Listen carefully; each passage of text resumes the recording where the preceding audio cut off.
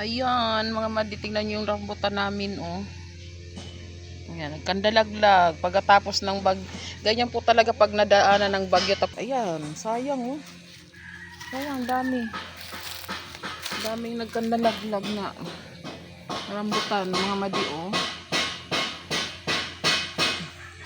Gawa ng nabugbog siguro ng ulan ito at saka nabugbog ng ulan at hangin.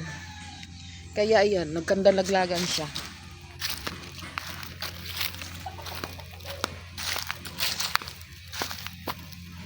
Yarn.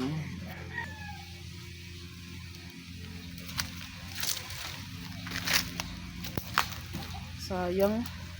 Hindi pa tapos malaglag. Ayan, unti-unti silang nalalaglag, mga madi, oh.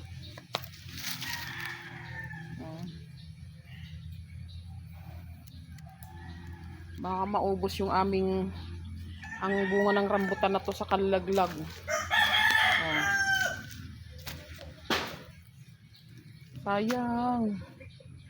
Grabe. At may nakuha nga akong pahinog na, mga madi, oh. Pahinog na siya. Pero pansin ko, parang ang liit niya.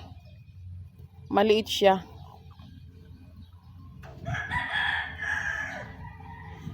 Sobrang liit. Kaya sa bunga ng mga nakaraang taon, malalaki ang bunga ng rambutan namin nung nakaraang taon. Pero ngayon ang liit niya, oh. Ayan, binuksan ko po, oh. Pero mukhang pwede na rin siguro siyang kainin, mga madi.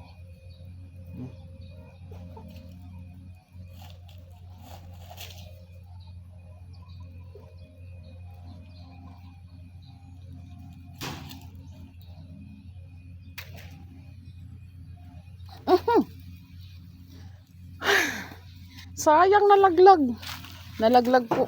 Ayun, oh. Nalaglag, sayang.